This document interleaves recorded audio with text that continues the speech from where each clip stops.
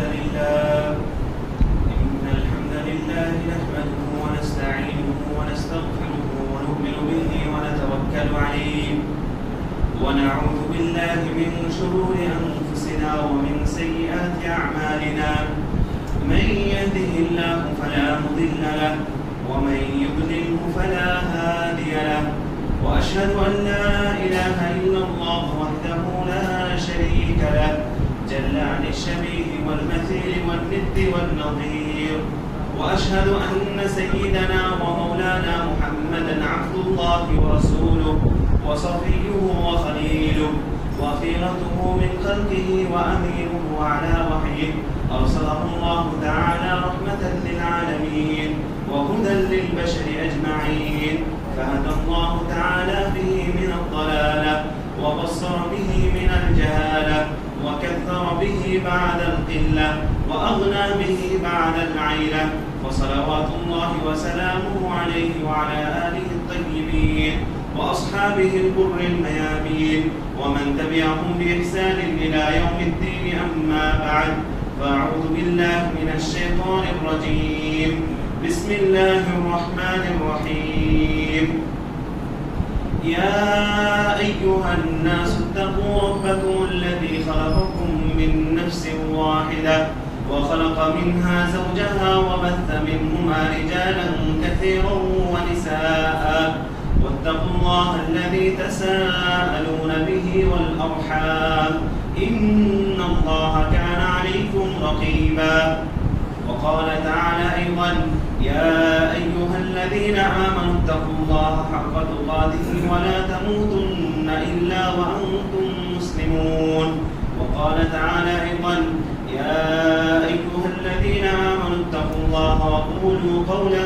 سديدا يصلح لكم أعمالكم ويغفر لكم ذنوبكم ومن يطع الله ورسوله فقد فاز فوزا عظيما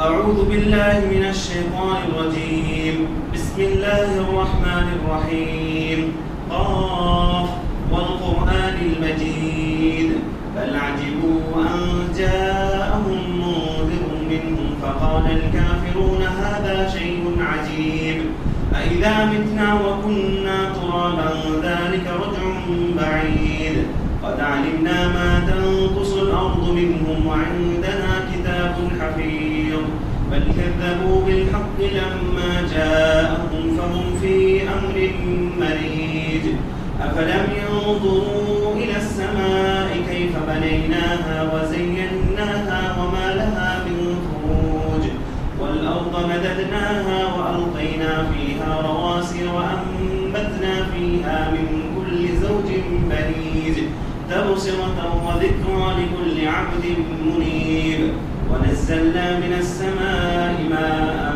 مباركا فأنبتنا به جنات وحب الحصيد والنخل باسقات لها طلع نضيد رزقا للعباد وأحيينا به بلدة ميتة كذلك الخروج إلى آخر السورة.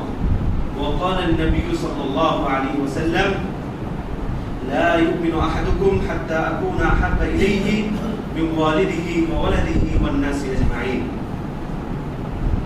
الحمد لله যাবতীয় প্রশংসা মহান আল্লাহ সুবহানাহু ওয়া তাআলার জন্য যে রব্বুল আলামিন আমাদেরকে অসংখ্য অগণিত নিয়ামতের চাদরে আবৃত রেখেছেন, যে নিয়ামতের শুকরিয়া আদায় করে আমরা কখনোই শেষ করতে পারবো না। সে রব্বুল আলামিনের প্রতি আমরা শুকরিয়া আদায় করি বলে আলহামদুলিল্লাহ। দুরূদ ও সালামের অনবরত নির্ঝরণী বর্ষিত হোক প্রিয় নবী মুহাম্মদ রাসূলুল্লাহ সাল্লাল্লাহু আলাইহি ওয়াসাল্লামের উপর, যিনি মানব জাতিকে এই জুলুম, নির্যাতন, অন্ধকার থেকে, শিরক, কুফরের পঙ্কিলতা থেকে কোরআনের দীক্ষায় দীক্ষিত করতে গিয়ে, আপনার ওহীর আলোয় আলোকিত করতে গিয়ে নানা ধরনের বাধা বিপত্তি তিনি সম্মুখীন হয়েছেন, কিন্তু সবগুলোকে উপেক্ষা করে তিনি ধৈর্যের চরম পরাকাষ্ঠা প্রদর্শন করেছেন এবং আমাদের সামনে এই সুন্দরভাবে এই ইসলামকে আমাদের সামনে পৌঁছিয়েছেন। আমরা সেই রাসূলের প্রতি দরুদ করি, বলি আল্লাহুম্মা সাল্লি আলাইহি আল্লাহুম্মা বারিক আলাইহি। অতঃপর তার সাহাবায়ে কেরাম, তাবেঈন, তাবেঈন সহ কিয়ামত দিবস পর্যন্ত তার ভিত্তিতে একনিষ্ঠ অনুসারীর উপর বর্ষিত হোক দরুদ ও সালাম। প্রিয় মুসলিম ইকরাম, আমি খুতবার শুরুতেই মহান আল্লাহ সুবহানাহু ওয়া তাআলার কাছে ছোট্ট এই দোয়ার মাধ্যমে আপনাদের শুভেচ্ছা জানাই।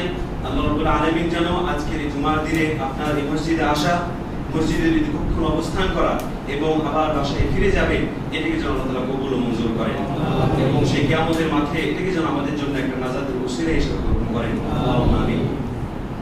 প্রিয় মুসলিম ইকরাম, আজকের পবিত্র জুমার দিনে এই জুমার খুতবায় আমি যে বিষয় নিয়ে আপনাদের সামনে আলোকপাত করার ইচ্ছা পোষণ করেছি সেটি হলো রাসূলুল্লাহ সাল্লাল্লাহু আলাইহি সাল্লামের প্রতি সাহাবাদের ভালোবাসা, অথবা সাহাবারা যেভাবে রাসূল সাল্লাল্লাহু আলাইহি সাল্লামকে ভালোবেসেছেন।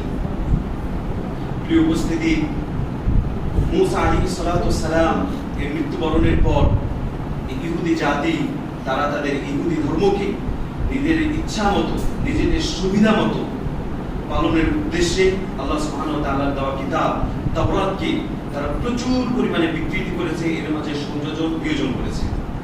পরবর্তীতে ঈসা আলাইহিস সালাতু ওয়াস সালামকে যখন আল্লাহ সুবহানাহু ওয়া তাআলা আসমানে উঠিয়ে নিলেন, ঠিক একই কাজ করলো খ্রিস্টান জাতি। তারাও তাদের এই ইনজিলকে পরিবর্তন করলো, বিভিন্ন খণ্ডে বিভক্ত করলো, যেটা নিজেদের সুবিধা হবে সেই অনুযায়ী তারা মানবে, আর যেটা তাদের মানতে কষ্ট হয়ে যায় সেটাকে তারা বাদ দিল বা বিকৃতি করলো। নবী সাল্লাল্লাহু আলাইহি সাল্লাম তার আগমনের প্রাক্কালে পুরো আরব জাতি সেই আমর বিন লুহাইয়ের আমদানিকৃত সেই শিরকের মাঝে তারা নিমজ্জিত ছিল।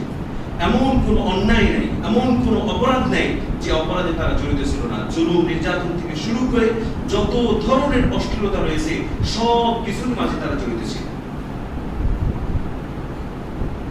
আমরা পুরো মানব জাতি ছিলাম দিশেহারা, পথহারা। জান্নাতের পথ কোনটা, সফলতার পথ কোনটা, কোন পথে গেলে জান্নাতে যেতে পারবো, এটা সকলেরই অজানা হয়ে গেছে। এমন অবস্থায় আল্লাহ সুবহানাহু ওয়া তাআলা তিনি আমাদের প্রতি দয়া করলেন, দয়া করে তিনি রাসূলুল্লাহ সাল্লাল্লাহু আলাইহি সাল্লামকে প্রেরণ করলেন, যার ঘোষণা আল্লাহ সুবহানাহু ওয়া তাআলা দিচ্ছেন, লাকাদ মান্নাল্লাহু আলাল মুমিনিনা ইয বা'আথা ফীহিম রাসূলাম মিন আনফুসিহিম, যে আল্লাহ মুমিনদের প্রতি বড় অনুগ্রহ করেছেন, বড় করুণা করেছেন। ইয বা'আথা ফীহিম রাসূলাম মিন আনফুসিহিম, যেহেতু তিনি তাদের মাঝে, তাদেরই মাঝ থেকে একজন রাসূলকে পাঠিয়েছেন, ফেরেশতাদের মাঝ থেকে দেননি বা অন্য কোনো মাখলুকাতের মাঝ থেকে দেননি, যাতে করে সেই রাসূল তাদের যে চাহিদা হয়েছে, তাদের যে সুযোগ সুবিধা বা তাদের যে অসুবিধা রয়েছে সেগুলো যেন সুন্দরভাবে উপলব্ধি করে তাদেরকে সুন্দরভাবে গাইড করতে পারে। ইয়াতলু আলাইহিম আয়াতিহি, সে রাসূল তাদের সামনে আল্লাহ সুবহানাহু ওয়া তাআলার যে আয়াতগুলো রয়েছে সেগুলো তাদের সামনে তিনি উপস্থাপন করেন। ওয়া ইযাক্কিহিম, এবং তারা যে অন্যায়, অশ্লীলতা এবং পাপাচারের মাঝে, শিরকের মাঝে তারা যে নিমজ্জিত রয়েছে, এই শিরক থেকে যেন তাদেরকে তিনি পবিত্র করতে পারেন। ওয়া ইউআল্লিমুহুমুল কিতাব ওয়াল হিকমা, এবং তাদেরকে যেন তিনি কিতাবের জ্ঞান, হিকমা যেন তাদেরকে শিখাতে পারেন। ওয়া ইন কানু মিন ক্বাবলু লাফি যালালিন মুবিন, যদিও নাকি ইতিপূর্বে তারা স্পষ্ট পথভ্রষ্টতার মাঝে ছিল। সফলতা বলতে কি বোঝায়, জান্নাতে কিভাবে যাওয়া যাবে, এই জুলুম, নির্যাতন, অন্যায়, অবিচার থেকে কিভাবে বাঁচা যাবে, এই সম্পর্কে তাদের কোনো ধারণা ছিল না। আল্লাহ সুবহানাহু ওয়া তাআলা পবিত্র কোরআনের অন্যত্র তিনি ঘোষণা দিচ্ছেন, ওয়া কুনতুম আলা শাফা হুফরাতিন মিনান নারি ফাআনকাদাকুম মিনহা, যে তোমরা তো একেবারে জাহান্নামের কিনারায় ছিলে, ফাআনকাদাকুম মিনহা, আল্লাহ সুবহানাহু ওয়া তাআলা সেই কিনারা থেকে জাহান্নামে পড়ে যেতে তোমরা, সেখান থেকে আল্লাহ তাআলা তোমাদেরকে উদ্ধার করে নিয়ে এসেছেন। আলহামদুলিল্লাহ, আল্লাহ সুবহানাহু ওয়া তাআলার প্রশংসা যে তিনি আমাদের ইসলাম ধর্ম গ্রহণ করার সুযোগ দান করেছেন, আমাদেরকে মুসলিম হিসেবে কবুল করেছেন। প্রিয় ভাইরা আমার, রাসূলুল্লাহ সাল্লাল্লাহু আলাইহি সাল্লামকে আল্লাহ সুবহানাহু ওয়া তাআলা পুরো জগৎবাসীর জন্য তিনি রহমত স্বরূপ প্রেরণ করেন। আল্লাহ সুবহানাহু ওয়া তাআলা বলেন, ওয়া মা আরসালনাকা ইল্লা রাহমাতাল লিল আলামিন, হে নবী, আমি আপনাকে শুধুমাত্র মানব জাতির জন্য নয়, শুধুমাত্র জিন জাতির জন্য নয়, বরং যত মাখলুকাত আছে বিশ্বের, যত বর্তমানে যারা আছে, পরবর্তীতে কিয়ামতের আগ পর্যন্ত যত সকলেই আসবে, সকলের জন্য আমি আপনাকে রহমত হিসেবে প্রেরণ করেছি। ইমাম তাবরি রাহিমাহুল্লাহ এই আয়াতের তাফসীর করতে গিয়ে তিনি বলেন, ইন্নাল্লাহা আরসালা নাবিয়্যাহু মুহাম্মাদান রাহমাতান লিজামিল আলামিন, যে আল্লাহ সুবহানাহু ওয়া তাআলা তার নবী মুহাম্মদকে পুরো বিশ্ববাসীর জন্য, পুরো জগৎবাসীর জন্য তিনি রহমত করে প্রেরণ করেন। মুমিনাহুম ওয়া কাফিরাহুম, তিনি মুমিনদের জন্য যেমন নাকি রহমতের মাধ্যম, ঠিক তেমনি ভাবে কাফিরদের জন্য রহমতের মাধ্যম। ফাআম্মা মুমিনুহুম ফাইন্নাল্লাহা হাদাহু বিহি, মুমিনদের জন্য কিভাবে তিনি রহমতের মাধ্যম হলেন, কারণ আল্লাহ সুবহানাহু ওয়া তাআলা মুমিনদেরকে তাদের যে ঈমান লাভের সুযোগ করে দিয়েছেন, এই ইসলামের কথা আসার সুযোগ করে দিয়েছেন এই রাসূলের মাধ্যমে। ওয়া আদখালাহু বিল ঈমানি বিহি ওয়া বিল আমালি বিমা জাআ মিন ইনদিল্লাহি আল জান্নাতা, যে আল্লাহ সুবহানাহু ওয়া তাআলা এই রাসূলের প্রতি ঈমান আনার মাধ্যমে এবং রাসূল যা নিয়ে এসেছেন আল্লাহর তরফ থেকে সেগুলোকে পরিপূর্ণরূপে বাস্তবায়নের দ্বারা আল্লাহ সুবহানাহু ওয়া তাআলা সেই মুমিন বান্দাকে জান্নাতে প্রবেশের সুযোগ সুবিধা করে দিবেন। ওয়া আম্মা কাফিরুহুম, আর কাফিরদের জন্য রাসূল সাল্লাল্লাহু আলাইহি ওয়াসাল্লাম কিভাবে রহমতের মাধ্যম হলেন, ফাইন্নাহু দাফা বিহি আনহুম আজিলাল বালা আল্লাযী কানা ইয়াতি বিল উমামিল মুকাদ্দিমাতি রুসুলাহা মিন ক্বাবলু, যে কাফিরদের জন্য তিনি রহমতের মাধ্যম হলেন কিভাবে, যে আগের কালে কোন জাতি যদি কোন নবীকে অস্বীকার করত, কোন নবীকে মেনে না নিত, তাহলে সাথে সাথে আল্লাহ সুবহানাহু ওয়া তাআলা সেই জাতিকে তিনি ধ্বংস করে দিয়েছেন। লূত আলাইহিস সালামের জাতিকে তিনি ধ্বংস করেছেন, শুআয়ব আলাইহিস সালামের জাতিকে তিনি ধ্বংস করেছেন, ফিরআউনকে তিনি ধ্বংস করেছেন। তো আগের কালে আল্লাহর শরীয়ত ছিল, আল্লাহর নিয়ম ছিল, যে জাতি তার নবীকে মানবে না, নবীকে অগ্রাহ্য অবহেলা করবে, আল্লাহ সুবহানাহু ওয়া তাআলা তাকে ধ্বংস করে দিবেন। কিন্তু এই উম্মতে মুহাম্মাদের ক্ষেত্রে নবী সাল্লাল্লাহু আলাইহি সাল্লামকে প্রেরণের পর আল্লাহর এই নিয়ম তিনি রাখেন নাই। তিনি এই যদিও নাকি তারা রাসূলকে অস্বীকার করেছে কাফিররা, কিন্তু আল্লাহ সুবহানাহু ওয়া তাআলা তাদেরকে দুনিয়াতে যে শাস্তি দেওয়ার কথা সেই শাস্তিটা তিনি দেননি। সেই হিসাবে রাসূল সাল্লাল্লাহু আলাইহি সাল্লাম কাফিরদের জন্য তিনি রহমতের মাধ্যম। সুবহানাল্লাহি ওয়া বিহামদিহি সুবহানাল্লাহিল আযীম। একবার রাসূলুল্লাহ সাল্লাল্লাহু আলাইহি সাল্লাম সেই পবিত্র কোরআনের একটি আয়াত পাঠ করলেন। ঈসা আলাইহিস সালাম এই ব্যাপারে যে আয়াতটি বলা হচ্ছে তিনি বলছেন, ইন তুআযিবহুম ফাইন্নাহুম ইবাদুক ওয়া ইন তাগফির লাহুম ফাইন্নাকা আনতাল আজিজুল হাকীম। হে রব, তুমি যদি তাদেরকে শাস্তি দাও, তুমি যদি এই মিথ্যুকদের অপরাধীদের শাস্তি দাও, ফাইন্নাহুম ইবাদাক, তারা তো তোমারই বান্দা, তারা তো তোমারই বান্দা। ওয়া ইন তুআযিবহুম ওয়া ইন তাগফির লাহুম ফাইন্নাকা আনতাল আজিজুল হাকীম। আর রব, তুমি যদি তাদেরকে ক্ষমা করে দাও, তুমি তো মহান, তুমি তো পরাক্রমশালী, তোমার ক্ষমা করে দিলে কোনো কিছু যায় আসে না। এই আয়াত পাঠ করার পরে রাসূলুল্লাহ সাল্লাল্লাহু আলাইহি সাল্লাম তিনি ইয়া উম্মতি বলে তিনি চিৎকার করতে থাকলেন, ওয়া বাকা, এবং তিনি ক্রন্দন করতে থাকলেন। তখন আল্লাহ সুবহানাহু ওয়া তাআলা তিনি জিবরিলকে প্রেরণ করলেন। যদিও নাকি আল্লাহ তাআলা সব কিছুই জানেন, জিবরিলের চাইতেও ভালো জানেন মুহাম্মদ সাল্লাল্লাহু আলাইহি ওয়াসাল্লাম কি করছেন। জিবরিল এসে মুহাম্মদ সাল্লাল্লাহু আলাইহি ওয়াসাল্লামকে জিজ্ঞাসা করলেন, ইয়া নবী আল্লাহ, হে আল্লাহর নবী, ওমা ইউকিকা, আপনি কেন কান্না করছেন? রাসূলুল্লাহ সাল্লাল্লাহু আলাইহি ওয়াসাল্লাম বললেন, আমার উম্মতের কথা স্মরণ হলো, আমার উম্মত ক্ষমাপ্রাপ্ত হবে কিনা, আমার উম্মত সফল হবে কিনা, আমার উম্মত জান্নাতে যাবে কিনা, নাজাতের সুযোগ হবে কিনা, এই ভয়ে আমি আল্লাহর দরবারে ক্রন্দন করছি। আল্লাহ রাসূল জিবরিল আলাইহিস সালাম তিনি এই সংবাদটা আল্লাহর কাছে নিয়ে গেলেন। আল্লাহ সেই সংবাদ শুনলেন, যদিও নাকি আল্লাহ তাআলা জানেন। তিনি সেই সংবাদ শোনার পরে তিনি জিবরিলকে বললেন, জিবরিল যাও, তুমি মুহাম্মাদের কাছে যাও, নবিউল্লাহর কাছে যাও, গিয়ে বলো, ইন্না সানুরদিকা ফি উম্মাতিকা ওয়ালা নাসুআকা, যে হে নবী, আপনাকে অবশ্যই আপনার উম্মতের ব্যাপারে অবশ্যই আপনাকে খুশি করব, আপনার উম্মতকে নিয়ে আমি কোনো ধরনের কষ্ট দেব না।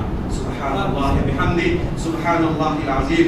রাসূল সাল্লাল্লাহু আলাইহি সাল্লাম অন্যত্র বলছেন, লিকুল্লি নাবিয়্যিন দাওয়াতুন মুস্তাজাবা, যে আল্লাহ সুবহানাহু ওয়া তাআলা প্রত্যেকটা নবীকে একটা গ্রহণযোগ্য মুস্তাজাবা দাওয়া মুস্তাজাবা দিয়েছিলেন। ইদা দাআহা ইস্তাজাবু লাহু, যখন নবী সেই দোয়াগুলো যে দোয়া করবেন আল্লাহ সুবহানাহু ওয়া তাআলা সেটা কবুল করবেন। প্রত্যেকটা নবীকে এই ধরনের একটা সুযোগ দেওয়া হয়েছিল। ফায়ুক্তাহা, প্রত্যেকটা নবী সেই সুযোগকে ব্যবহার করেছেন। তারা দুনিয়াতে তার নবীদের, তার উম্মতের জন্য বা তার যে প্রয়োজন ছিল সেই দোয়াটা আল্লাহ সুবহানাহু ওয়া তাআলার কাছে করে নিয়েছেন।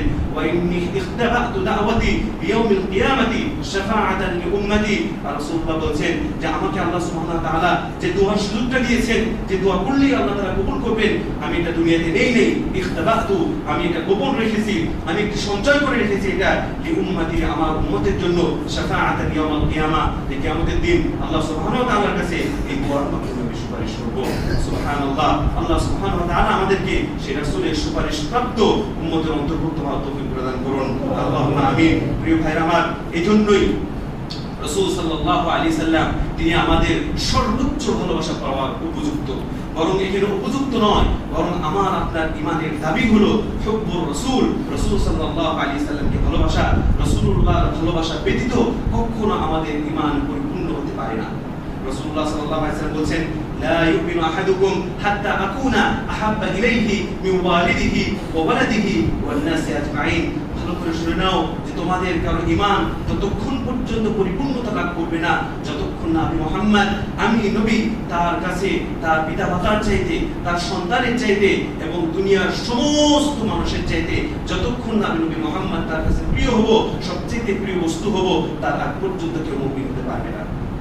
রাসূলুল্লাহ সাল্লাল্লাহু আলাইহি সাল্লাম এভাবে কেন বললেন?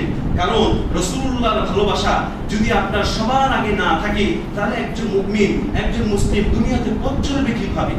আল্লাহ এবং রাসূলের আদর্শের সামনে, নির্দেশের সামনে সে কিভাবে সমর্পণ করবে?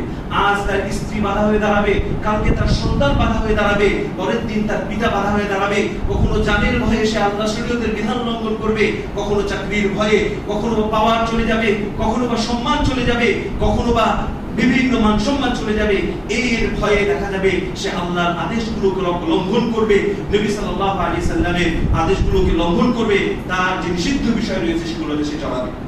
পক্ষান্তরে যদি মাত্র একটি বিষয়ের উপর অটল থাকতে পারি যে উহিব্বুর রাসূল, আমি রাসূলুল্লাহ সাল্লাল্লাহু আলাইহি সাল্লামকে ভালোবাসি, রাসূল সাল্লাল্লাহু আলাইহি সাল্লাম এই কাজ আমাকে করতে বলেছেন, রাসূল সাল্লাল্লাহু আলাইহি সাল্লাম এই কাজ করার আদেশ প্রদান করেছেন, এই একটি বিষয়ের উপর যদি একমত হতে পারি, তাহলে দেখা যায় আমার যত কিছুই হোক না কেন আমি সেই কাজ করব। রাসূলুল্লাহ এই কাজ আমাকে করতে নিষেধ করেছেন, সুতরাং আমার যাই হোক না কেন আমি এই কাজ করব না। এই একটা বিষয়ের উপর যদি আমরা ঐক্যবদ্ধ হতে পারি, একটা বিষয়কে যদি নিজের জীবনে সুন্দরভাবে বাস্তবায়ন করতে পারি, সেটা হচ্ছে হুব্বুর রাসূল, যে রাসূলুল্লাহকে আমি ভালোবাসি। এই রাসূলুল্লাহর ভালোবাসাকে দুনিয়ার সমস্ত হিসাব নিকাশ এবং দুনিয়ার সমস্ত ভালোবাসার ঊর্ধ্বে যদি স্থান দেই, তাহলে দেখা যাবে আমাদের দুনিয়াবি আমল আখলাক থেকে শুরু করে আমাদের জীবনটা সুন্দর এবং সফলতার দিকে যাবে। প্রিয় ভাইরা আমার, একবার ওমর রাদিয়াল্লাহু আনহু তিনি রাসূল সাল্লাল্লাহু আলাইহি সাল্লামের সাথে ছিলেন। রাসূল সাল্লাল্লাহু আলাইহি সাল্লাম ওমর রাদিয়াল্লাহু আনহু এর হাত ধরেছিলেন। ওমর রাদিয়াল্লাহু আনহু রাসূল সাল্লাল্লাহু আলাইহি সাল্লাম বললেন, ইয়া রাসূলুল্লাহ লা আনতা আহাব ইলাইয়া মিন কুল্লি শাইইন ইল্লা মিন নাফসি। যে আল্লাহর রাসূল, যে আপনি অবশ্যই আমার কাছে দুনিয়ার সব কিছুর চাইতে প্রিয়, তবে শুধুমাত্র একটা জিনিস, সেটি হচ্ছে আমি আমার নফসকে আপনার চাইতে বেশি ভালোবাসি। রাসূলুল্লাহ সাল্লাল্লাহু আলাইহি সাল্লাম তখন বললেন, লা ইয়া উমর, না উমর, হাত্তা আকুনা আহাব্বা ইলাইকা মিন কুল্লি শাই, যে যতক্ষণ না আমি তোমার কাছে দুনিয়ার সব কিছুর চাইতে প্রিয় হব, ততক্ষণ পর্যন্ত তুমি মুমিন হতে পারবে না।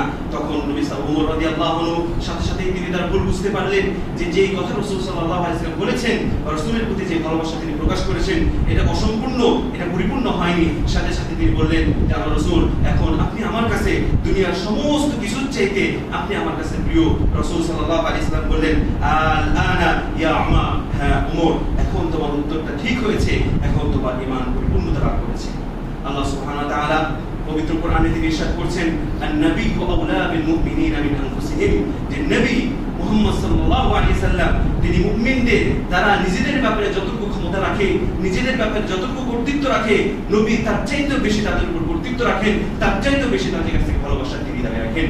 রাসূলুল্লাহ সাল্লাল্লাহু আলাইহি সাল্লাম অন্য হাদিসে তিনি ইরশাদ করছেন, সালাসাতুন মান কুননা ফীহি ওয়াজাদা বিহিন্না হালাওয়াতাল ঈমান, যে তিনটা বৈশিষ্ট্য যদি কারো মাঝে থাকে, এই তিনটা বৈশিষ্ট্যকে যে সুন্দরভাবে কেউ আঁকড়ে ধরে থাকতে পারে, নিজেদের জীবনে বাস্তবায়ন করতে পারে, ওয়াজাদা বিহিন্না হালাওয়াতাল ঈমান, তাহলে ঈমানের যে প্রকৃত মজা রয়েছে, ঈমানের যে প্রকৃত স্বাদ রয়েছে, সেই স্বাদ সে উপভোগ করতে পারবে।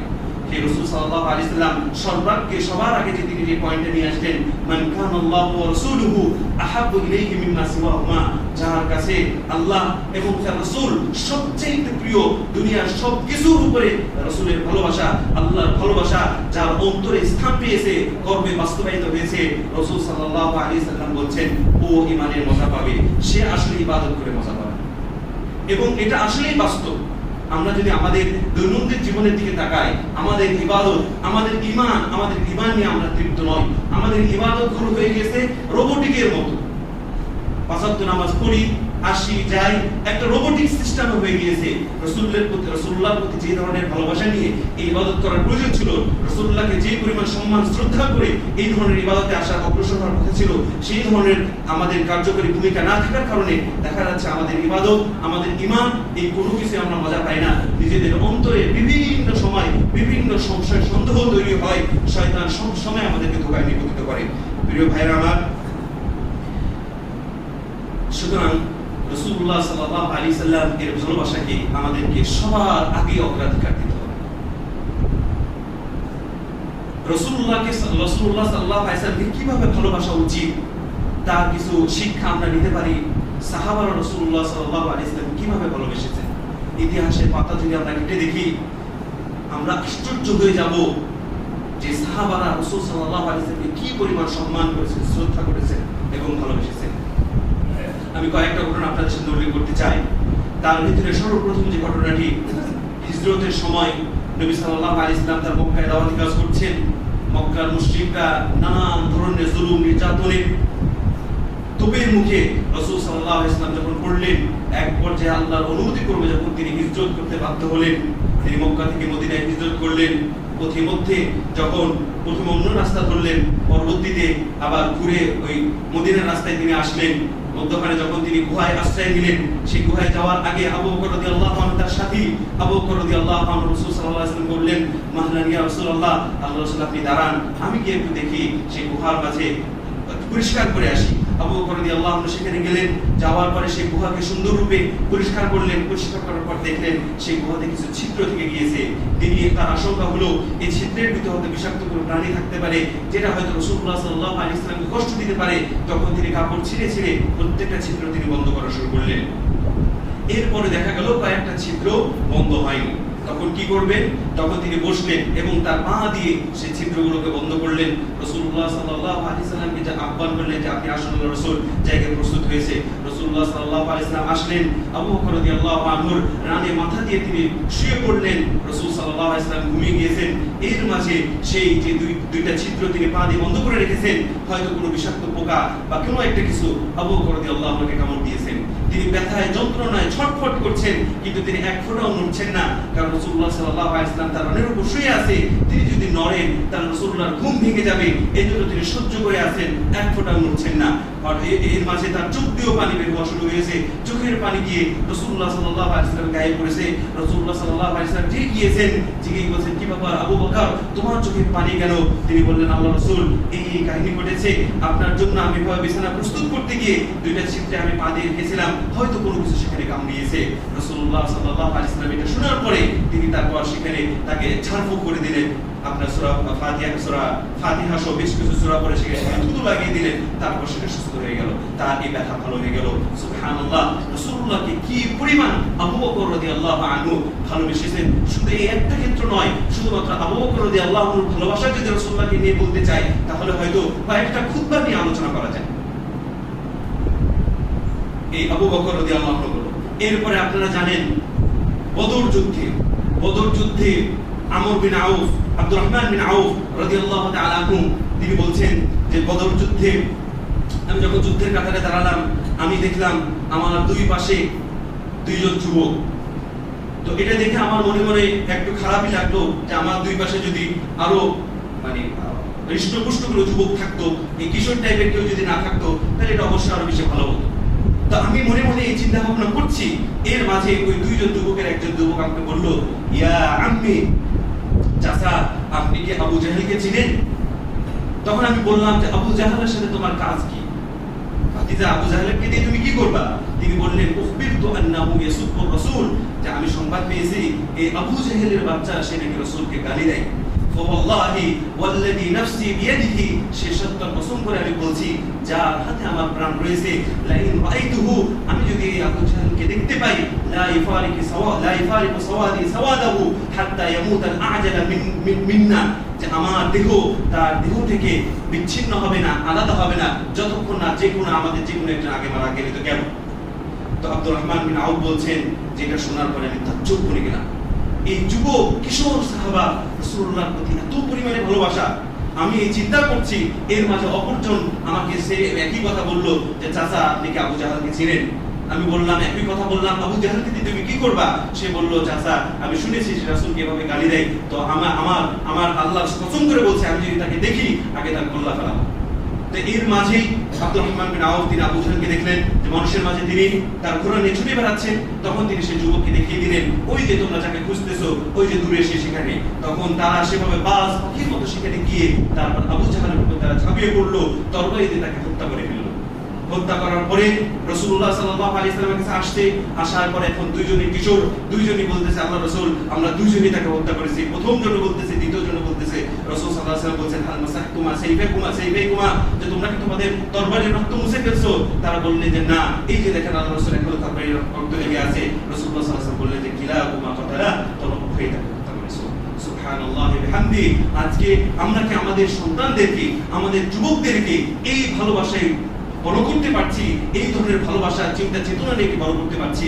আমরা আমাদের সন্তানদেরকে বিশেষ করে ছোট থেকে কোন নায়ক, কোন নায়িকা, কোন খেলোয়াড়, অনেক পিতামাতা এই ধরনের আশাও প্রকাশ করেন যে আমার সন্তানকে আমি অমুক খেলোয়াড়ের মতো বানাবো, আমার সন্তানকে আমি অমুক নায়কের মতো বানাবো। নাউযুবিল্লাহি মিন যালিক। অথচ আমরা মুসলিম হিসাবে আমাদের কর্তব্য ছিল আমাদের সন্তানদেরকে, আমাদের ভাইদেরকে, আমাদের সবার আগে হুব্বুর রাসূলের উপর বেড়ে ওঠানো। প্রিয় ভাইরা আমার, শুধুমাত্র এটা নয়, আমরা যদি আরো দেখি সেই উহুদ যুদ্ধের কাহিনী, আপনারা জানেন উহুদ যুদ্ধে যখন চতুর্দিক থেকে আপনার মুশরিকরা নবী সাল্লাল্লাহু আলাইহি ওয়াসাল্লাম হামলা করলো, সাহাবাদের উপর হামলা করতে থাকলো, রাসূল সাল্লাল্লাহু আলাইহি ওয়াসাল্লামকে তখন চতুর্দিক থেকে আপনার তীরের বৃষ্টি আসছে, রাসূল সাল্লাল্লাহু আলাইহি ওয়াসাল্লামকে সাহাবারা সবাই ঘিরে ধরলেন। আবু তালহা রাদিয়াল্লাহু আনহু তিনি রাসূল সাল্লাল্লাহু আলাইহি ওয়াসাল্লামের সামনে দাঁড়িয়ে গেলেন, বুক উঁচা করে দাঁড়ালেন, দাঁড়িয়ে রাসূলুল্লাহ বললেন, নাহরি দুনা নাহরিকা ইয়া রাসূলুল্লাহ, রাসূল আমি আপনার সামনে আসি, তীর যদি কোনো কিছু আসে সেটা আমার আগে পড়বে, আমার দেহে আগে লাগবে, তারপরে আপনার কিছু হবে। রাসূল সাল্লাল্লাহু আলাইহি ওয়াসাল্লাম মাঝে মাঝে একটু তার ঘাড় দিয়ে দেখতে যাচ্ছিলেন যে কি অবস্থা, সাথে সাথে বলছেন, আল্লাহ রাসূল আপনি ঘাড় উঠাবেন না, আপনি নিরাপদে থাকুন। সামনে দিকে এভাবে আবু তালহা রাদিয়াল্লাহু আনহু, পিছন দিকে আপনার আবু দুজানা রাদিয়াল্লাহু তাআলা আনহু, তিনি পিছন দিক থেকে রাসূলুল্লাহ সাল্লাল্লাহু আলাইহি ওয়াসাল্লামকে ঘিরে রয়েছেন। তার শরীরে তীর বিদ্ধ হচ্ছে, কিন্তু তিনি কোনো শব্দ করছেন না এবং তিনি ওই জায়গা থেকে নড়ছেন না। রাসূল সাল্লাল্লাহু আলাইহি ওয়াসাল্লামকে বাঁচাতে হবে। ওদিকে আপনার তালহা ইবনে উবাইদুল্লাহ রাদিয়াল্লাহু আনহু, রাসূল সাল্লাল্লাহু আলাইহি ওয়াসাল্লাম এর মাঝেই তিনি একটা নিরাপদ জায়গায় যাবেন, একটা উঁচু জায়গায় উঠবেন, কিন্তু উঁচু জায়গায় তিনি উঠতে পারছেন না, রাসূল সাল্লাল্লাহু আলাইহি ওয়াসাল্লাম উঠতে পারছেন না। এখন কি করা যায়? তালহা ইবনে উবাইদুল্লাহ রাদিয়াল্লাহু তাআলা আনহু সাথে সাথে তিনি মাটিতে বসে গেলেন, রাসূলুল্লাহকে পিঠ দেখিয়ে বললেন, আল্লাহ রাসূল আপনি আমার পিঠে ভর দিয়ে আপনি পাহাড়ের উপর উঠুন। সুবহানাল্লাহি ওয়া বিহামদিহি সুবহানাল্লাহিল আযীম। কিভাবে রাসূল সাল্লাল্লাহু আলাইহি ওয়াসাল্লামকে সাহাবারা তাদের এই ভালোবাসা বহিঃপ্রকাশ ঘটিয়েছেন। এবং উহুদ যুদ্ধের একেবারে শুরুর দিকেই আপনার সাওয়াদ ইবনে গাজিয়া রাদিয়াল্লাহু তাআলা আনহু, রাসূল সাল্লাল্লাহু আলাইহি ওয়াসাল্লাম যুদ্ধের কাতার তিনি সোজা করছেন, কাতার সোজা করতে গিয়ে আপনার তীরের খোঁচা একটা সাহাবীর গায়ে লেগে গিয়েছে। তখন সেই সারিয়াত ইবনে সাওয়াদ ইবনে গাজিয়া রাদিয়াল্লাহু আনহুর গায়ে এই খোঁচাটা লেগেছে। তখন তিনি নবী সাল্লাল্লাহু আলাইহি ওয়াসাল্লামকে বললেন, আল্লাহ রাসূল আপনি আমাকে ব্যথা দিয়েছেন, আমি চাই আপনার কাছ থেকে কিসাস আদায় করব। তো রাসূল সাল্লাল্লাহু আলাইহি ওয়াসাল্লাম তিনি উম্মতের প্রতি দায়িত্ব, তিনি সহনশীল, তিনি সাথে সাথে তার কাপড়ের পেট থেকে কাপড় উঠিয়ে বললেন যে তোমার যেহেতু পেটে খোঁচা দিয়েছি তো তুমি আমাকে খোঁচা দিয়ে নাও। সাথে সাথে সাওয়াদ ইবনে যাহিয়া রাদিয়াল্লাহু তাআলা আনহু তিনি আপনার রাসূল সাল্লাল্লাহু আলাইহি ওয়াসাল্লামের সেই উন্মুক্ত পেটের ভিতরে তিনি চুমা দিলেন। রাসূলুল্লাহ বললেন, কি ব্যাপার সারিয়া, তোমার তো এই কিসাস নামার কথা, তুমি এখানে চুমা দিলা কেন? সাওয়াদ ইবনে গাজিয়া রাদিয়াল্লাহু তাআলা তিনি বললেন যে আল্লাহ রাসূল যুদ্ধ উপস্থিত হয়েছে, এই যুদ্ধে কি হবে, আমি বাঁচবো না মরবো এটা তো আমি জানি না। আমি যদি শাহাদাত বরণ করি তাহলে আমার ইচ্ছা হলো আমার সর্বশেষ স্পর্শ যেন আপনার দেহ মোবারকের সাথে হয়, আমি যেন আল্লাহর কাছে কথা বলতে পারি। রাসূলুল্লাহর সর্বশেষ আমার এই সাক্ষাৎ, আমার এই স্পর্শ রাসূলুল্লাহর দেহের সাথে হয়েছিল। সুবহানাল্লাহি ওয়া বিহামদিহি সুবহানাল্লাহিল আযীম। প্রিয় ভাইরা আমার, আপনার উহুদ যুদ্ধে যখন মুসলিমদের এই পরাজয়ের অবস্থা চলছিল, ওদিকে মদিনায় সংবাদ পৌঁছেছে যে আপনার রাসূল সাল্লাল্লাহু আলাইহি ওয়াসাল্লাম মৃত্যুবরণ করেছেন। এক মহিলা, সকল সাহাবারা বিচলিত হয়ে গিয়েছেন, খবর প্রায় হয়ে গিয়েছেন। এক মহিলা তিনি বিচলিত হয়ে মদিনার গলিতে গলিতে ঘুরছেন, যেই আপনার উহুদ প্রান্তর থেকে মদিনার দিকে আসতে তাকে জিজ্ঞাসা করছেন কি অবস্থা রাসূলের কি হলো। এই জিজ্ঞাসা করতে করতে তাকে সংবাদ দেওয়া হলো যে তোমার সন্তান মারা গিয়েছে। তিনি এক ফোঁটা কুন্দন করলেন না, কোনো ভাব চেঞ্জ হলো না। তাকে বলা হলো তোমার স্বামী মারা গিয়েছে, তাকে বলা হলো তোমার পিতা মারা গিয়েছে, তিনি এগুলো কোনো ভ্রুক্ষেপ করলো না, যতক্ষণ না রাসূল সাল্লাল্লাহু বারবার শুধু জিজ্ঞাসা করছিলেন যে আল্লাহ রাসূলের কি অবস্থা, রাসূল বেঁচে আছেন কিনা, রাসূল ঠিক আছেন কিনা, তিনি কোনো আঘাত পেয়েছেন কিনা। শেষ পর্যন্ত যখন রাসূল সাল্লাল্লাহু আলাইহি বলা হলো যে ওই যে রাসূল সাল্লাল্লাহু আলাইহি ওয়াসাল্লাম আসতেছে, তিনি যখন রাসূল সাল্লাল্লাহু আলাইহি ওয়াসাল্লামকে দেখলেন, দেখার পরে তার মনে গিয়ে শান্তি হলো। ওদিকে যে তার পিতা মারা গিয়েছে, তার স্বামী মারা গিয়েছে, তার ভাই মারা গিয়েছে, সেগুলোর প্রতি তার কোনো ভ্রুক্ষেপ নাই। সুবহানাল্লাহি ওয়া বিহামদিহি সুবহানাল্লাহিল আযীম। প্রিয় ভাইরা আমার, আপনারা আরো প্রসিদ্ধ ঘটনা আপনারা জানেন, জুলাইবিব রাদিয়াল্লাহু তাআলা আনহুর ঘটনা। জুলাইবিব রাদিয়াল্লাহু আনহু একজন নিঃস্ব অসহায় তিনি সাহাবা ছিলেন। রাসূলুল্লাহ সাল্লাল্লাহু আলাইহি ওয়াসাল্লাম একবার তাকে বললেন, ইয়া জুলাইবিব, হে জুলাইবিব, তুমি কি বিয়ে শাদী করবে না? জুলাইবিব বললেন, আল্লাহ রাসূল আমি তো গরীব, আমার তো টাকা পয়সা নাই, কোন বাপ আছে, কোন পিতা তার মেয়েকে আমার হাতে তুলে দিবে। রাসূল সাল্লাল্লাহু আলাইহি সাল্লাম এর সাথে এই ধরনের কথাবার্তা চলছিল। ওদিকে এক আনসারদের অভ্যাস ছিল, স্বভাব ছিল তাদের যদি কন্যা থাকতো, কন্যা, তাহলে তারা আগে সেই কন্যাকে রাসূলুল্লাহর সামনে উপস্থাপন করতে যে আল্লাহ রাসূল আপনি এই কন্যাকে বিয়ে করতে চান কিনা। রাসূলুল্লাহ যদি না করতেন তাহলে অন্য কোথাও তারা বিয়ে দিত। তো জুলাইবি রাদিয়াল্লাহু আনহুর সাথে এই ধরনের কথাবার্তা হচ্ছে। তো এক আনসারী রাসূলুল্লাহর কাছে আসছেন, আসার পরে বলে আল্লাহ রাসূল আমার এই মেয়েকে হাল্লাকা ফিহা হাজা, আপনার কি তার ব্যাপারে কোনো প্রয়োজন আছে, অর্থাৎ আপনি কি তাকে বিয়ে করতে চান কিনা। রাসূলুল্লাহ সাল্লাল্লাহু আলাইহি সাল্লাম বললেন, তিনি সম্মতি দিলেন যে হ্যাঁ আমি তার ব্যাপারে ভেবেছি। তখন সে সাহাবী আনসারী প্রচুর খুশি হলেন, তিনি আলহামদুলিল্লাহ পাঠ করলেন। রাসূলুল্লাহ বললেন যে দেখো আমি তাকে আমার জন্য ভাবিনি, আমি তাকে জুলাইবিবের জন্য ভেবেছি। এটা শোনার পরে আনসারী তার মুখ স্বাভাবিকভাবে কালো হয়ে যাবে, তিনি বললেন না, তো বললেন না, তিনি বললেন যে আমি তাহলে আমার মেয়ের মায়ের সাথে একটু পরামর্শ করে আসি। তিনি বাসায় গেলেন, তার স্ত্রীর সাথে পরামর্শ করলেন যে আল্লাহ রাসূল আমাদের মেয়েকে বিয়ের প্রস্তাব দিয়েছে। তার স্ত্রীও মহা খুশি। তিনি বললেন যে তিনি তার জন্য প্রস্তাব দিনে তিনি জুলাইবি রাদিয়াল্লাহু আনহুর জন্য প্রস্তাব দিয়েছেন। তখন আপনার মায়ের তার স্ত্রীর মুখও আপনার কালো হয়ে গেছে। তো তারা ভাবছেন যে রাসূলুল্লাহকে না করতে, যে আল্লাহ রাসূল এই প্রস্তাবটা আমরা গ্রহণ করতে পারছি না। আর পিতা মাতার এই কথাবার্তা চলছে, এই সম্পূর্ণ কথাবার্তা আবার ওই মেয়ে তিনি আবার শুনেছেন। তখন তিনি তার পিতা মাতাকে থামিয়ে বললেন যে থামুন, আপনার রাসূলুল্লাহ দেওয়া একটা প্রস্তাবকে আপনি ফেরত দিবেন। আমি যদি কন্যা হিসেবে আমি এই প্রস্তাবকে মেনে নিই, আমি মনে করি এর মাঝে আমার জন্য কল্যাণ থাকবে, যেহেতু এই প্রস্তাবটা সরাসরি রাসূলুল্লাহ সাল্লাল্লাহু আলাইহি ওয়াসাল্লাম দিয়েছেন। তো সেই মহিলা বিয়েতে সম্মতি জানালেন।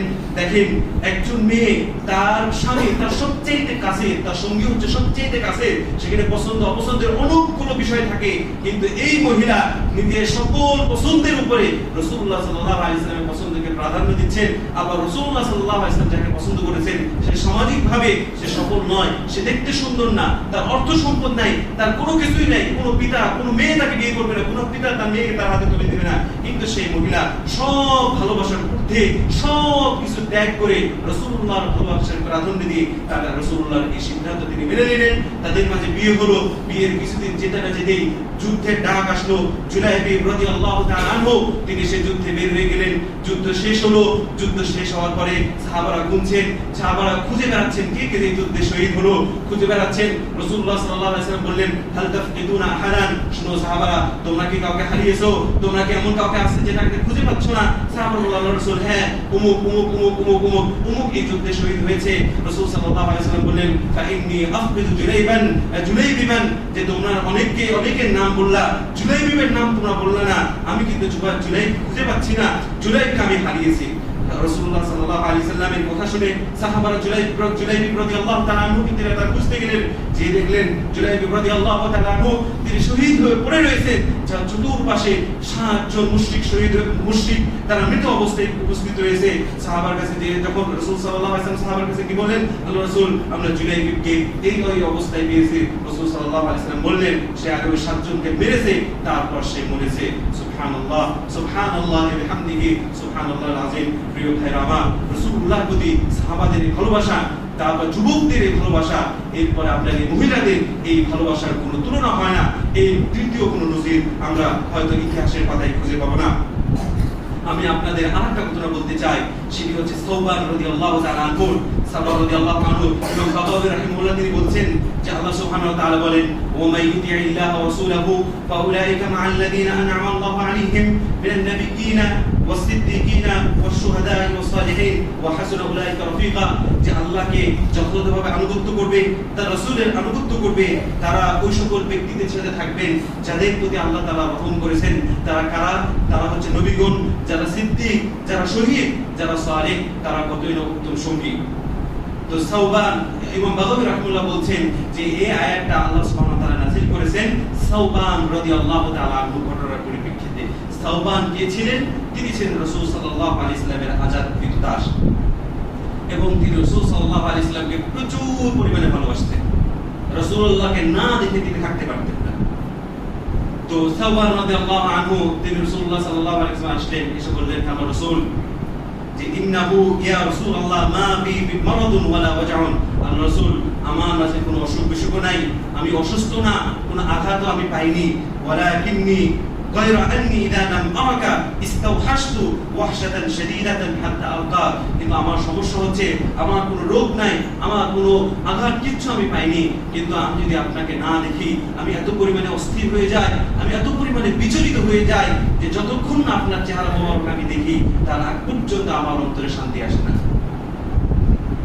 কিন্তু পরক্ষণে আমি ভাবলাম, কিয়ামতের কথা ভাবলাম, পরকালের কথা ভাবলাম যে আপনি তো নবী, আপনার মর্যাদা অনেক বেশি, জান্নাতে তো আপনি অনেক উঁচু স্তরে থাকবেন, আর আমি তো সাধারণ বান্দা, আমি তো সেই পরিমাণ উঁচু স্তরে যেতে পারবো না।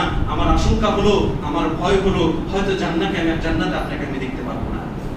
যখন এই অভিব্যক্তি রাসূলুল্লাহ সাল্লাল্লাহু আলাইহি ওয়াসাল্লামের সামনে পেশ করলেন, তখন আল্লাহ সুবহানাহু ওয়া তাআলা আয়াত নাযিল করলেন, ওয়া মান ইউতি'িল্লাহ ওয়া রাসূলাহু ফাউলাইকা মা'আল্লাযীনা আন'আমা আল্লাহু আলাইহিম মিনান নাবিয়্যিনা ওয়াস-সিদ্দীকিনা ওয়াশ-শুহাদা'i ওয়াস-সালিহিন। যারা আসলে প্রকৃতভাবে আল্লাহর আনুগত্য করবে, তার রাসূলের আনুগত্য করবে, তারা অবশ্যই ওই আল্লাহ তাআলা যাদের প্রতি দয়া করেছেন নবীদের সাথে তারা থাকবে, শুহাদাদের সাথে তারা থাকবে, সালিহিনদের সাথে তারা থাকবে, এবং সাথী হিসেবে তারা পদবীটা উত্তম। সুবহানাল্লাহি ওয়া বিহামদিহি সুবহানাল্লাহিল আযীম। প্রিয় ভাইরা আমার, প্রিয় উপস্থিতি, এই ধরনের অসংখ্য ঘটনা আপনারা বিভিন্ন সময় শুনেছেন, আপনারা অসংখ্য ঘটনা আপনারা জানেন। এমনকি আরো সূক্ষ্মভাবে যদি বলতে হয়, সাহাবারা রাসূলুল্লাহ সাল্লাল্লাহু আলাইহি সাল্লামকে কিভাবে ভালোবাসতেন। আনাস বিন মালিক রাদিয়াল্লাহু আনহু একবার দেখলেন যে রাসূলুল্লাহ সাল্লাল্লাহু আলাইহি সাল্লাম কদু খেতে খুব পছন্দ, কদু বালাও যেটা, সেটা খেতে খুব পছন্দ করেন। রাসূলুল্লাহকে দেখছেন যে রাসূলুল্লাহ খাবার খেতে পছন্দ করছেন, তিনি তারপর থেকে বলছেন ফামা জিলতু উহিব্বুহু, বলছে এরপর থেকে আমি ওই কদুকে ভালোবাসা শুরু করলাম, যেহেতু রাসূল সাল্লাল্লাহু আলাইহি সাল্লাম কদু খেতে ভালোবাসেন। ওদিকে মুআদ আপনার আবু আইয়ুব আল-আনসারী রাদিয়াল্লাহু আনহু নবীকে একদিন তার বাড়িতে দাওয়াত দিয়েছেন, দাওয়াত দিয়ে কিছু রান্না করেছেন, তো দেখলেন নবী সাল্লাল্লাহু আলাইহি সাল্লাম রসুন যেখানে রয়েছে সেই খাবারটা তিনি খাচ্ছেন না, রসুনকে তিনি এড়িয়ে চলছেন। তিনি বিচলিত হয়ে গেলেন যে নবী সাল্লাল্লাহু আলাইহি সাল্লামকে তিনি দাওয়াত দিয়েছেন আর নবী সাল্লাল্লাহু আলাইহি সাল্লাম খাবার খাচ্ছেন না। রাসূলকে জিজ্ঞাসা করলেন, আল্লাহর রাসূল এই রসুন কি হারাম? তিনি বললেন না, হারাম না, তবে আমি এর দুর্গন্ধ যেটা রয়েছে সেটাকে অপছন্দ করি, কারণ আমার কাছে এমন কেউ আসে যারা তোমাদের কাছে আসে না। এটা শোনার পরে আবু আইয়ুব আল-আনসারী রাদিয়াল্লাহু আনহু তিনি রসুন খাওয়াই ছেড়ে দিলেন, রসুন খাওয়াকে তিনি অপছন্দ করা শুরু করলেন।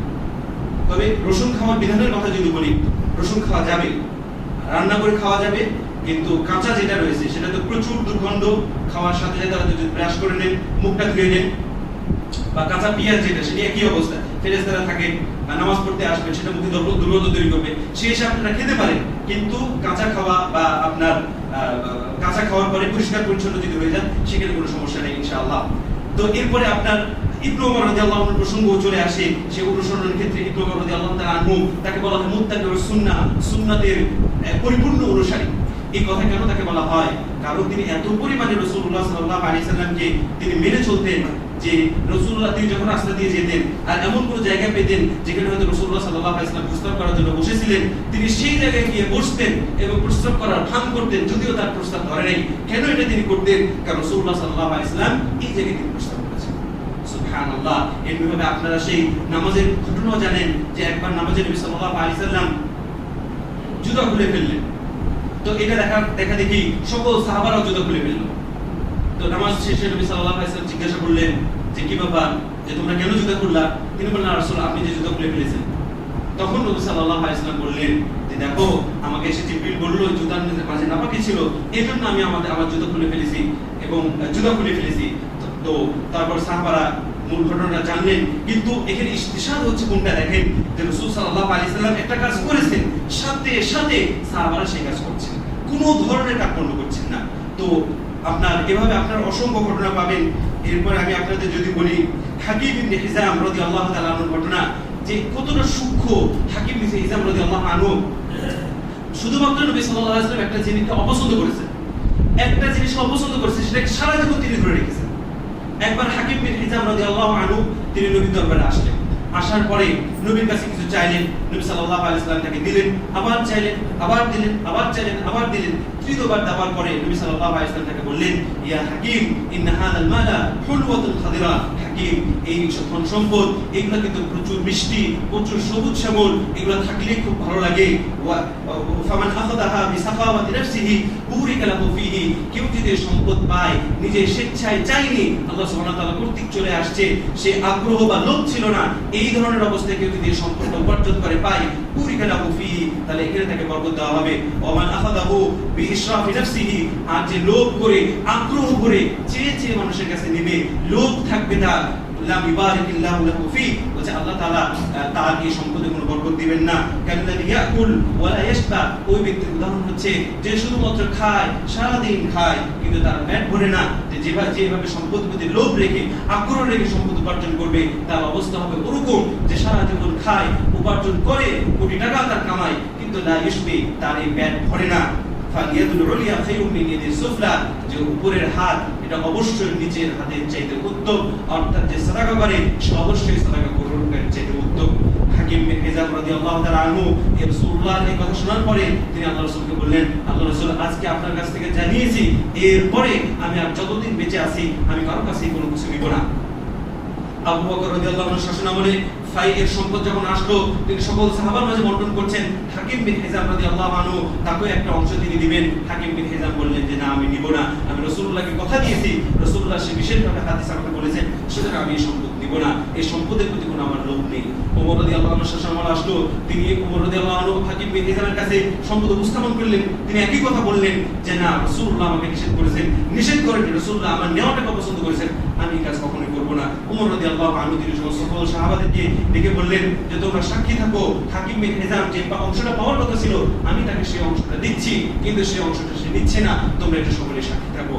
সুবহানাল্লাহ। প্রিয় ভাইরা আমার, তো এভাবে আপনার শুধুমাত্র নবী সাল্লাল্লাহু আলাইহি ওয়াসাল্লাম অপছন্দ করেছেন, শুধুমাত্র অপছন্দ করেছেন, এই বিষয়টার কারণে সারা জীবন তিনি ওই কাজ করিয়া করছেন। তাহলে যেগুলো নবী সাল্লাল্লাহু আলাইহি ওয়াসাল্লাম আদেশ করেছেন, যেগুলো নবী সাল্লাল্লাহু আলাইহি ওয়াসাল্লাম করতে বলেছেন, যেগুলো রাসূলের সুন্নাহ, যেগুলো তার মানিত বিধান, সেগুলোর প্রতি আমাদের আরো কতটা বেশি যত্নশীল হওয়া উচিত সেটা ব্যাখ্যা করার প্রয়োজন পড়ে না। রাসূলুল্লাহ সাল্লাল্লাহু আলাইহি ওয়াসাল্লামকে এক ব্যক্তি জিজ্ঞাসা করলো, ইয়া আল্লাহর রাসূল, মাতা সাআ, আল্লাহর রাসূল কিয়ামত কখন হবে? নবী সাল্লাল্লাহু আলাইহি ওয়াসাল্লাম বললেন, মা আ'দাদতা লাহা, তুমি যে কিয়ামতের কথা বলছো, কিয়ামতের জন্য তোমার কোনো প্রস্তুতি আছে? কিছু কি তুমি প্রস্তুত করে রেখেছো? সে সাহাবা বললেন, লা ইয়া রাসূলুল্লাহ, মা আ'দাদতু লাহা কাসীরুম মিনাস সালাতি, কাসীরুম মিনাস সালাতি ওয়াস যাকাত, যে ওয়াসালাকাত, যে আমি এই কিয়ামতের জন্য, এই পরকালের জন্য অনেক বেশি সালাত, যাকাত বা এই দান সাদকা এগুলো আমি প্রস্তুত করতে পারিনি। ওয়ালাকিন্নী উহিব্বুল্লাহ ওয়া রাসূলা, কিন্তু আমি একটা জিনিস আমি খেয়াল করেছি, সেটা হচ্ছে আমি আল্লাহ এবং তার রাসূলকে ভালোবাসি। রাসূলুল্লাহ সাল্লাল্লাহু আলাইহি ওয়াসাল্লাম বললেন, আনতা মা মান আহবাবতা, তুমি যাকে ভালোবেসেছো তুমি তার সাথেই থাকবে। সুবহানাল্লাহ। এই রাসূলুল্লাহর এক ভালোবাসা দিয়ে অনেক বেশি সালাত করতে পারিনি, দান সাদকা করতে পারিনি, হজ করতে পারিনি, উমরা করতে পারিনি, সিয়াম রাখতে পারিনি, কিন্তু হুব্বুর রাসূল তার মাঝে ছিল। এই একটা বিষয় দিয়ে রাসূলুল্লাহ সাল্লাল্লাহু আলাইহি ওয়াসাল্লাম বলছেন, মা মান আহবা, যে যাকে ভালোবাসে কিয়ামতের দিন তার সাথে থাকবে। সুতরাং আমরা যারা রাসূলুল্লাহকে পরিপূর্ণরূপে ভালোবাসতে পারবো, এবং এই ভালোবাসা শুধুমাত্র মুখের মাঝে সীমাবদ্ধ নয়, নিজের জীবনেও সেই ভালোবাসার বাস্তবিক রূপ প্রয়োগ করতে পারবো ইনশাআল্লাহ। আমরাও সে আশা করি যে আমরা রাসূলুল্লাহ সাল্লাল্লাহু আলাইহি ওয়াসাল্লামের সাথে কিয়ামতের দিন থাকতে পারবো। প্রিয় ভাইরা আমার, আল্লাহ সুবহানাহু ওয়া তাআলা আমাদেরকে রাসূলুল্লাহ সাল্লাল্লাহু আলাইহি ওয়াসাল্লামকে পরিপূর্ণরূপে ভালোবাসার তৌফিক প্রদান করুন। আল্লাহুম্মা আমিন। রাসূলুল্লাহকে ভালোবাসার বেশ কিছু আলামত রয়েছে, তার ভিতরে একটা হচ্ছে যে তার পরিপূর্ণরূপে আনুগত্য করা। রাসূলকে ভালোবাসা এটা শুধুমাত্র মুখের মাঝে সীমাবদ্ধ নয়, তার আনুগত্য করতে হবে। আল্লাহ সুবহানাহু ওয়া তাআলা বলেন, কুল ইন কুনতুম তুহিব্বুনাল্লাহ ফাত্তাবিউনি ইউহিব্বুকুমুল্লাহ, তোমরা যদি আল্লাহকে ভালোবাসো তাহলে আমার আনুগত্য করো, তাহলে আল্লাহ তাআলা ভালোবাসবেন। আল্লাহ সুবহানাহু ওয়া তাআলা যাকে বলেন, ফালা ওয়া রাব্বিকা লা ইউমিনুনা হাত্তা ইউহাক্কিমুকা ফীমা শাজারা বাইনাহুম, যে তোমার রবের কসম, না কখনো নয় যে তারা কখনো মুমিন হতে পারবে না যতক্ষণ না তাদের মাঝে যত বিষয় রয়েছে সব কিছুর ফয়সালাকারী হিসেবে তোমাকেই মানবে, এরপরে তোমার কর্তৃক যে ফয়সালা আসবে সেটাকে তারা সম্পূর্ণরূপে মেনে দিবে, তাদের অন্তরে কোনো ধরনের সংকোচ থাকবে না। রাসূলুল্লাহকে ভালোবাসার প্রথম আলামত হচ্ছে রাসূলুল্লাহ সাল্লাল্লাহু আলাইহি সাল্লামকে পরিপূর্ণরূপে আনুগত্য করা। দ্বিতীয় যে বিষয়টা রয়েছে সেটি হচ্ছে আল্লাহ এবং তার রাসূলের যারা শত্রু তাদের সাথে শত্রু স্থাপন করা, তাদেরকে ভালো না বাসা। আল্লাহ সুবহানাহু ওয়া তাআলা বলেন, লা তাজিদু কওমান ইউমিনুনা বিল্লাহি ওয়াল ইয়াউমিল আখির ওয়াদুনা মান হাদাল্লাহ ওয়া রাসূলা, যে তুমি এমন কোন কওমকে পাবে না যারা আল্লাহকে বিশ্বাস করে, পরকালের প্রতি বিশ্বাস স্থাপন করে, কিন্তু তারা ওই কওমের সাথে সম্পর্ক রাখবে যারা আল্লাহ এবং তার রাসূলের শত্রু, যদিও তারা তাদের পিতামাতা হোক, তাদের সন্তান হোক, তাদের নিকট আত্মীয় হোক না কেন, যেহেতু আল্লাহ এবং তার রাসূলের শত্রু, তারা কখনোই তাদের সাথে সম্পর্ক রাখবে না।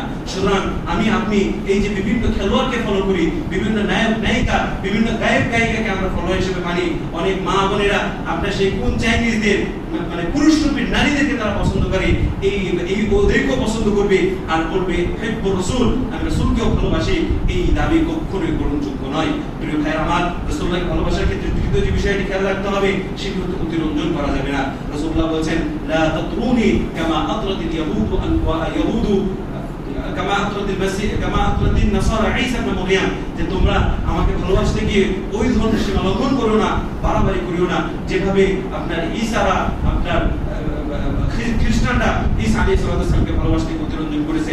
সুতরাং আজকে আমাদের দেশে ওই তথাকথিত সুন্নি এক দল, যারা আপনার রাসূলুল্লাহকে ভালোবাসতে গিয়ে, রাসূলুল্লাহকে অতিরিক্ত সম্মান করতে গিয়ে তারা রাসূলুল্লাহকে বলে ফেলে রাসূল হচ্ছে নূরের তৈরি, রাসূল গায়েব জানেন, তারা ঈদে মিলাদুন নবী পালন করে, রাসূলুল্লাহ যখন কিয়াম করে, এই যে বিধানগুলো তারা চালু করেছে, রাসূলুল্লাহর নাম নিয়ে চোখে চুমা খায়, আরো অনেক তাদের আপনার আকীদাগত সমস্যা রয়েছে।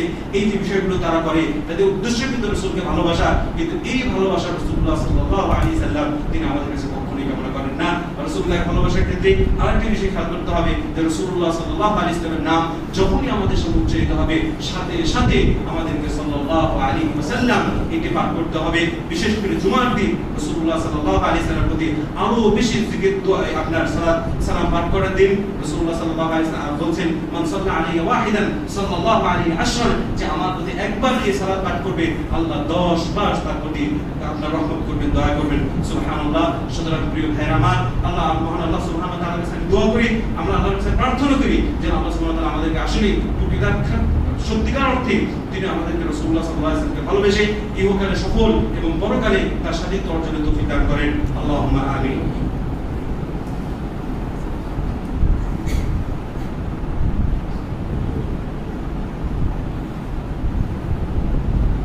আলহামদুলিল্লাহি রাব্বিল আলামিন। আল্লাহুম্মা সাল্লি ওয়া সাল্লিম আলা নাবিয়িনা মুহাম্মদ ওয়া আলা আলিহি ওয়া সাহবিহি ওয়া মান তাবি'আহুম বিইহসানিন ইলা ইয়াউমিদ্দিন, আম্মা বা'দ।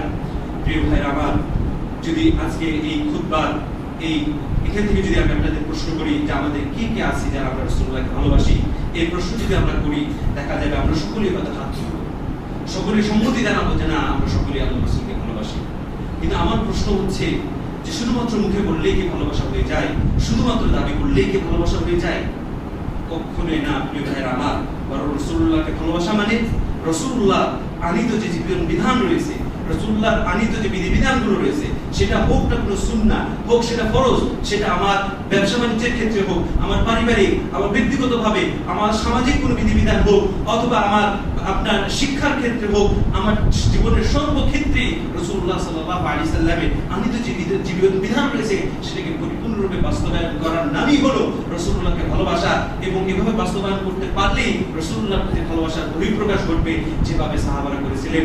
আমরা আপনার সপ্তম হিজরিদের কথা, আপনার সপ্তম হিজরিতে যখন হুদায়বিয়ার সন্ধি হলো, হুদায়বিয়ার সন্ধির সময় মক্কাবাসীর পক্ষ থেকে বেশ কয়েকজন রাসূলুল্লাহ সাল্লাল্লাহু আলাইহি ওয়াসাল্লামের কাছে গেলেন। তার মাঝে একজন ছিল উরওয়া ইবনে মাসউদ। তিনি রাসূল সাল্লাল্লাহু আলাইহি ওয়াসাল্লামের দরবারে গেলেন। যাওয়ার পরে সাহাবারা রাসূলুল্লাহকে যে ভালোবাসা বেসেছেন, যে সম্মান এবং শ্রদ্ধা করছেন, সেটা দেখে তিনি আশ্চর্য হলেন, মুগ্ধ হলেন। তিনি মক্কাবাসীর কাছে ফিরে এসে বললেন, আই কওমি, ওই আমার জাতি, ওয়াফাতু আলাল মুলুকি ওয়াফাতু আলা কিসরা ওয়া কাইসার ওয়া নাজাশি, যে আমি আমার এই জীবনে আমি বিভিন্ন রাজা বাদশার কাছে গিয়েছি, আমি কিসরার কাছে গিয়েছি, কাইসারের কাছে গিয়েছি, রোম পারস্যের বাদশার কাছে গিয়েছি, ওয়া নাজাশি এবং নাজাশির দরবারে আমি গিয়েছি। ওয়াল্লাহি ইন রাআইতু মালিকান ইউআযিমুহু আসহাবুহু মা ইউআযিমু আসহাবু মুহাম্মাদিন মুহাম্মাদা, আমি এমন কোন বাদশা দেখি নাই যে বাদশার সাথীরা সেই বাদশাকে এত পরিমাণে সম্মান করে, যেমনটা সম্মান আমি করতে দেখেছি মুহাম্মদ সাল্লাল্লাহু আলাইহি সাল্লামকে তার সাথীরা যেভাবে সম্মান করে। ওয়াল্লাহি ইন তানাখামা নুখামাতান ইল্লা ওয়াকাআত ফি কাফি রাজুলিন মিনহুম ফাদারাকা বিহি ওয়াজহাহু ওয়া জিলদা, যে নবী যখন মুখের কফ ফেলছেন অথবা নাকের ময়লা ফেলছেন, সেটা মাটি দিকে পড়ছে না, কোন সাহাবা সেটার সাথে সাথে হাতে নিয়ে নিচ্ছেন, নেওয়ার পরে সেটা দিয়ে তার চেহারা, তার দেহকে তিনি সেটা করছেন, বরকতের আশায় তিনি সেই কাজ করছেন। ওয়া ইদা তাওয়াদ্দা কাদু ইয়াক্তাদিরুনা আলা ওযুইহি, যখন তিনি ওযু করছেন, তার এই ওযুর পানি নিয়ে, ওযুর করে যাওয়া পানি নিয়ে তারা মারামারি কারাকারি করছে, যে কে সেটা নিবে। ওয়া ইদা তাকাল্লামা খাফাদু আসওয়াতাহুম, যখন রাসূলুল্লাহ কথা বলছেন সকলে চুপ করে আছে, কেউ একটু শব্দ করছে না, ওয়ালা ইউহিদ্দুনা ইলাইহি নাযরাতা আযীমান লাহু, রাসূলুল্লাহ থেকে চোখ উঠিয়েও তারা তাকায় না রাসূলুল্লাহকে সম্মান প্রদর্শন করে। ওয়া ইন্নাহু ক্বাদ আরাদা আলাইকুম খুত্তাতা রুশদিন ফাকবালুহু, সেটা তোমাদের সামনে একটা উত্তম প্রস্তাবনা দিয়েছে সন্দেহ, আমি মনে করি তোমাদের এটা গ্রহণ করা উচিত, তাহলে তোমাদের এর মাঝে কল্যাণ রয়েছে। সুবহানাল্লাহি ওয়া বিহামদিহি সুবহানাল্লাহিল আযীম। প্রিয় ভাইরা আমার, রাসূলুল্লাহকে ভালোবাসতে গিয়ে সাহাবারা যে পরিমাণ ত্যাগ তিতিক্ষা করেছেন, এই ঘটনাগুলো যখন আমরা শুনি, এই অন্তর কাঁপানো ঘটনা বর্ণনাগুলো যখন আমাদের সামনে আসে, তখন মনের অজান্তে আমাদের নিজের প্রতি আমাদের ধিক্কার আসা উচিত, আমাদের প্রশ্ন আসা উচিত যে আমিও তো নিজেকে মুসলিম হিসেবে দাবি করি, রাসূলুল্লাহকে ভালোবাসতে গিয়ে আমার তো কোনো ত্যাগ তিতিক্ষা নাই, আমি তো আমার পিতাকে হারাইনি, আমার মাকে হারাইনি, আমার স্ত্রীকে হারাইনি, আমার বাচ্চা কাচ্চাকে হারাইনি। রাসূলুল্লাহকে ভালোবাসতে গিয়ে আমাকে বাসস্থান ছেড়ে, বাড়ি ঘর ছেড়ে, দূর অজানা কোনো জনপদে আমাকে হিজরত করতে হয়নি। আমরা তো লোভী দুনিয়ার ভালোবাসাকে আমরা প্রাধান্য দিচ্ছি, এই দিনের জন্য, রাসূলুল্লাহর ভালোবাসার জন্য একটা কাঁটার আঘাতও আমরা কখনো সয়ে দেখিনি। এই ধরনের একটা চিন্তা ভাবনা, আত্মপর্যালোচনা আমাদের কাছে হওয়া উচিত। এই ধরনের পর্যালোচনা যখন আমরা করতে পারবো যে আল্লাহ রাসূলকে আমরা সত্যিকার অর্থেই ভালোবাসি কিনা, তখন দেখা যাবে আমাদের এই ভালোবাসার মান আরো বৃদ্ধি হবে এবং আমরা ইহকালে যেমন নাকি সফল হব, এর পাশাপাশি পরকালে রাসূলুল্লাহ সাল্লাল্লাহু আলাইহি ওয়াসাল্লামের সুপারিশ প্রাপ্ত ব্যক্তিদের অন্তর্ভুক্ত হতে পারবো এবং রাসূলুল্লাহ সাল্লাল্লাহু আলাইহি ওয়াসাল্লামের সাথে জান্নাতে থাকার সুযোগ লাভ করব। আল্লাহ সুবহানাহু ওয়া তাআলা আমাদের বিশেষ সুযোগ করে দিন, সুযোগ তৌফিক প্রদান করুন। আল্লাহুম্মা আমিন। اللهم اعز الاسلام والمسلمين، اللهم اعز الاسلام والمسلمين واخذل الكفرة والفجرة والمشركين، اللهم دمر اليهود والمشركين، اللهم دمر اليهود والمشركين، اللهم دمر بلدة إسرائيل، اللهم انصر إخواننا في فلسطين، اللهم انصر إخواننا في غزة، اللهم انصر المسلمين في كل مكان، اللهم انصر المسلمين في كل مكان. اللهم إنا نسألك جنة الفردوس ونعوذ بك من النار، اللهم إنا نسألك جنة الفردوس ونعوذ بك من النار، اللهم إنا نسألك الفردوس ونعوذ بك من عذاب النار। হে আল্লাহ, আমাদের মাঝে অনেকেই রয়েছে যারা অসুস্থ, তাদেরকে তুমি পরিপূর্ণ শিফায়ে কামিলা আজিলা দান করো। আমাদের অনেকেই প্রিয় আত্মীয়স্বজন যাদেরকে আমরা হারিয়েছি, আল্লাহ তুমি তাদের যাবতীয় ভুল ত্রুটি ক্ষমা করে তাদেরকে তুমি জান্নাতে, তাদের কবরকে জান্নাতের একটা টুকরো বানিয়ে দাও। আল্লাহুম্মা আমিন। আমাদের অনেকে রয়েছে ঋণগ্রস্ত, আল্লাহ তাদের ঋণ পরিশোধের সুব্যবস্থা তুমি করে দাও।